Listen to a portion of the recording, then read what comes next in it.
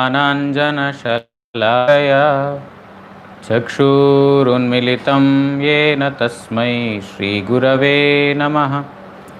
मूकं करोति वाचालं पङ्गुं लाङ्घायते गिरिं यत्कृपातमहं वन्दे श्रीगुरुं दीनतारिणम्।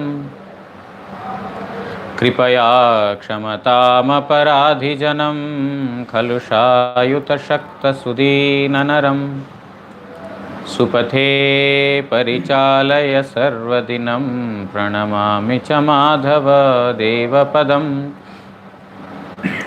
वाञ्छाकल्पतरुभ्यश्च कृपा सिन्धुभ्य एव च पतितानां पावनेभ्यो वैष्णवेभ्यो नमो नमः। नमो महावदान्याय कृष्णप्रेमप्रदायते कृष्णाय कृष्णचैतन्यनाम्ने गौरत्विषे नमः। पञ्चतत्त्वात्मकं कृष्णं भक्तरूपस्वरूपकं भक्तावतारं भक्ताख्यं नमामि भक्तशक्तिकं। तप्तकाञ्चन गौराङ्गी राधे वृन्दावनेश्वरी वृषभानुसुते देवी प्रणमामि हरिप्रिये। हे कृष्ण करुणा सिन्धु दीनबन्धु जगत्पते गोपेश गोपिका कान्त राधा कान्त नमोऽस्तुते। भुजे सव्यवेणुं शिरसि शिखिपिच्छं कटितटे दुकूलां नेत्रान्ते सहचरकटाक्षं विदधते। सदा श्रीमद्वृन्दावनवसति लीलापरिचयो जगन्नाथस्वामी नयनपथगामी भवतु मे।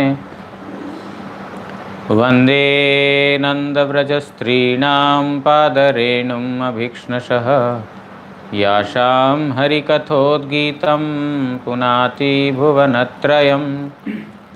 भक्त्या विहीन अपराधलक्षै क्षिप्ताश्च कामादितरङ्गमध्ये कृपामयी त्वां शरणं प्रपन्नवृन्दे नुमस्ते चरणारविन्दम्। भूमौ स्खलितपादानां भूमिरेव यवलम्बनं त्वय्यजात अपराधानां त्वमेव शरणं प्रभो।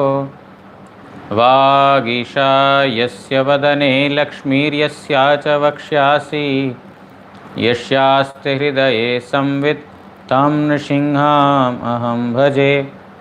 श्रीकृष्णचैतन्यप्रभु नित्यानन्द श्री अद्वैत गदाधर श्रीवासादि गौरभक्तवृन्द। हरे Krishna Krishna Krishna Hare Hare Hare Ram Ram Ram Hare Hare.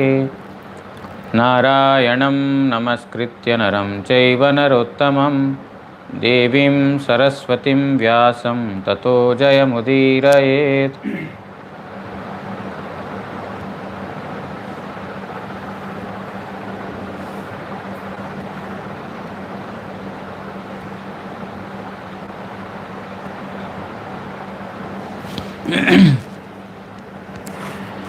So today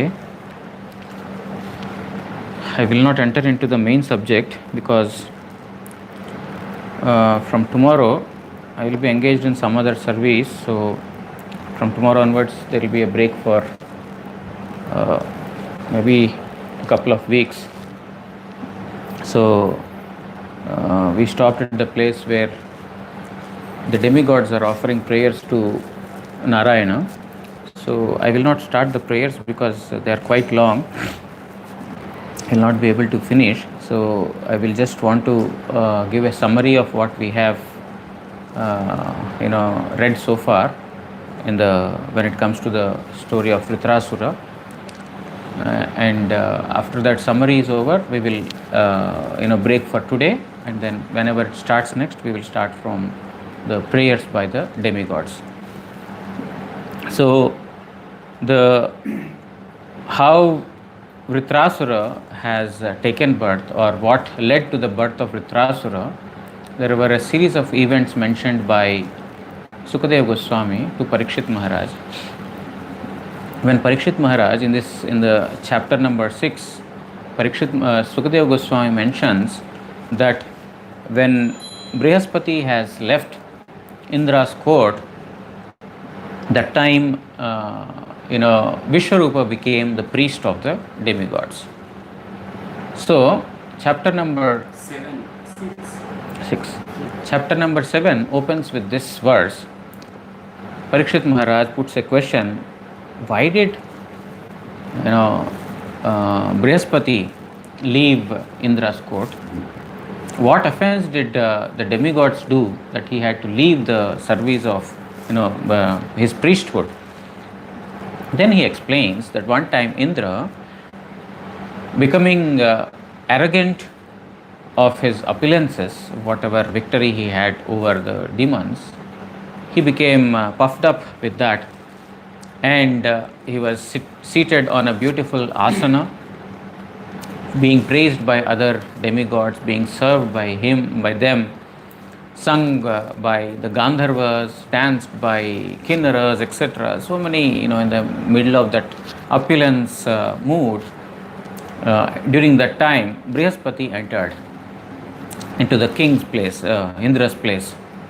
But Indra did not pay any attention towards him. Then immediately, Brihaspati, he left the courtyard. As soon as he left the courtyard, Indra could realize that, our Gurudev had come, and then I have not paid attention to him. I have committed such a abominable sin. Great offense, not sin. It's an offense. I have not welcomed him. See how puffed up I am. Will anyone pray to become Indra in the future? Ever? Because for whatever I have done, now they will understand what an opulence brings to a person. What name and fame brings to a person. It completely intoxicates a person in material world, and he will not even respect his own guru. A person, when he is puffed up by these things, he will forget all kinds of etiquettes and morals and everything. So who will ever want to become Indra again, seeing my actions? Thinking like this, he was overly cursing himself, and then he thought that now I have committed a mistake, grave mistake. What I shall do is, I shall myself personally go to the Brihaspati, give up my arrogance, give up my duplicity, completely submit to him, and then beg him to come back as our guru.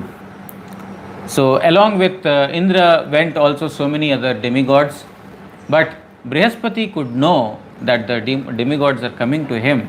He immediately escaped from his house. So seeing that Brihaspati was not available at his house, all the demigods, they have become worried now. They have no guru, and the demons saw this as an opportunity, and they started attacking. And they were utterly defeated, and therefore, with that, injured faces, injured legs, and wounded hands, etc., they went to Brahmadeva. Brahma also, chastised them severely. What did you do? You're so puffed up with these things that you will not get such a, highly exalted person, guru like, Brihaspati. He's so vastly learned, and, he is best among the Brahmanas and sages, and you have behaved like this.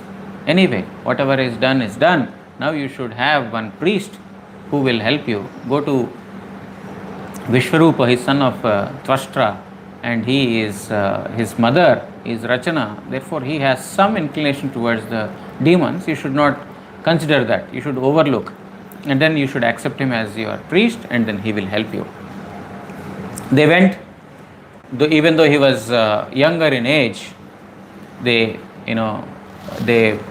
prayed to him that we have lost our battle against the demons because Brihaspati has left us.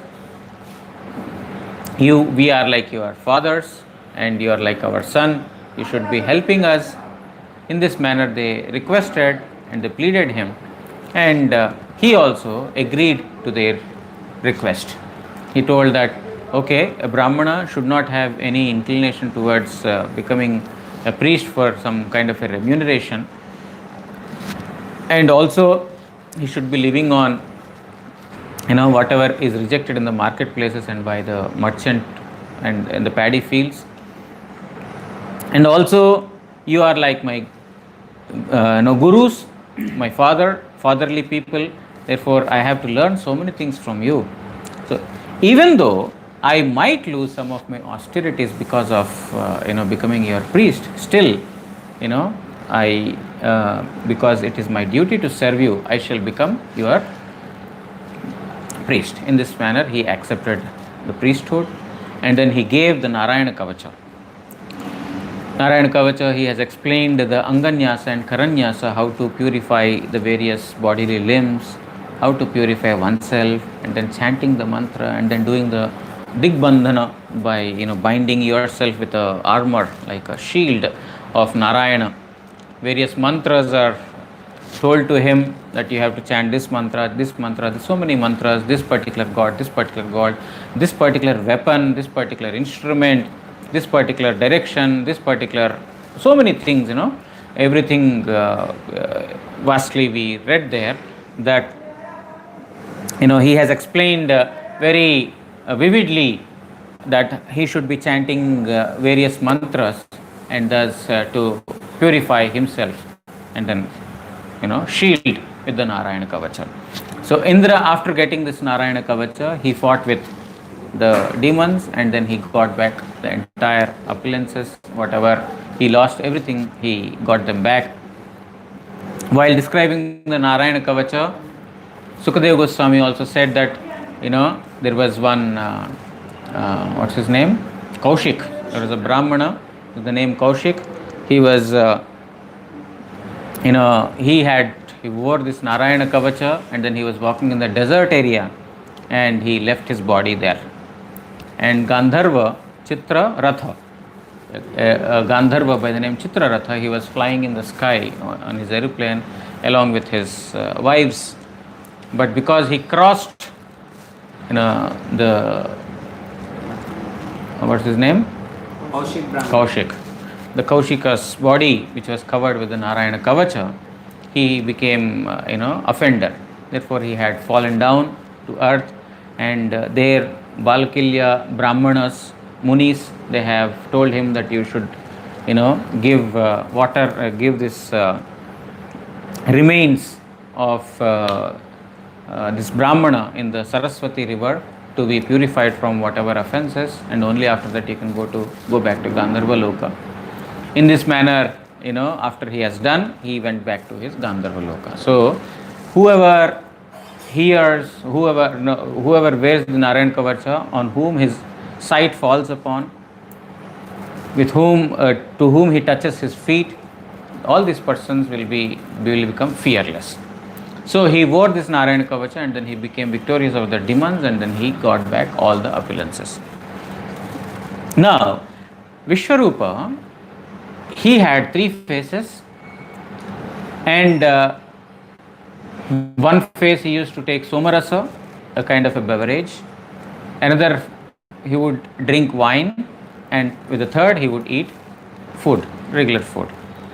And Vishwarupa, because he had some inclination to the demons, although he used to perform sacrifices, fire sacrifice, whatever, and then he used to give the fruits of those to the demigods. He would chant the names of the demigods loudly, and then he would give the fruits of those to the demigods. But secretly, he would also give part of those fruits to the demons. He thus has performed some kind of a deception towards the demigods. So one day, Indra caught hold of this. He saw that secretly, he is doing this, so he is deceiving. The demons, they are already getting strength from Shukracharya. On top of it, he is also supplying. So without thinking for a minute, he had immediately beheaded Vishwarupa, who had given the Narayana Kavacha. He had given the Narayana Kavacha, and then he had helped, but in spite of that, he beheaded him. And because of killing Vishwarupa, a Brahmana, he had to, accept the sins, the Brahma Hatya sin. And Indra also could immediately realize that, oh, I have done a great mistake. I shouldn't have done this. I killed a Brahmana. Therefore, for 1 year, whatever sins that would come upon him, he had accepted all those, and he suffered those sins also. But after 1 year, in order to purify earth, water, fire, and air within his body, he has distributed the Brahmahatya sin into 4 parts, and then he has distributed them among the trees, among earth, water, and women. In order to accept this, he has given some favor also, that for each of them he has given different favors, and then he has also gave the Brahmahatya sin. They have taken quarter each, and then because of that they have a particular kind of a defect in each one of them because of the Brahmahatya sin. Now, when Tvashtra, he came to know that his son is killed, he started a fire sacrifice. Now, my son, he was killed by Indra, I shall take revenge of him, and then I shall kill Indra. So he has performed a fire sacrifice, and then during the fire sacrifice, he chanted the mantra, Indra Shatru Vivardhashva. So because of the tone that he has used, Indra should be low tone and Shatru should be on a higher tone, but his chanting he has done mistakenly. Indra he chanted on a higher tone, and Shatru he chanted on a lower tone. That is why Indra became very, very powerful, and Shatru, means the Vritrasura who is born, he became less powerful. So although he intended to produce an enemy of Indra who would kill Indra, he produced Vritrasura, who became enemy of Indra, and Indra became more powerful. So thus Vritrasura, who was a very, very ferocious demon, he took birth. We heard yesterday the description, yesterday or day before, we heard the description that his eyes were like blazing sun in the midday, and then his beard, and then his hair and his mustache, they were like red hot copper, and earth, heaven, and all other the 3 planets were on the 3 edges of the trident.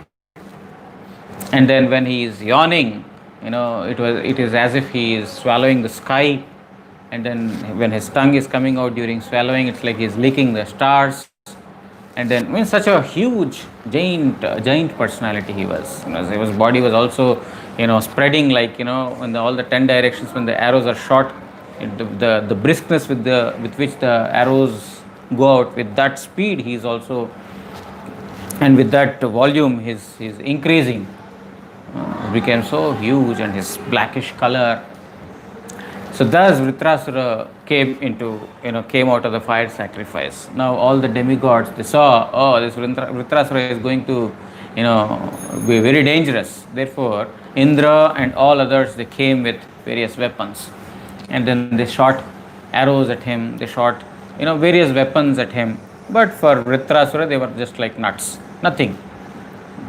Any weapon coming to him, he would simply break them apart, or he would just finish them off. But none of those things were affecting him.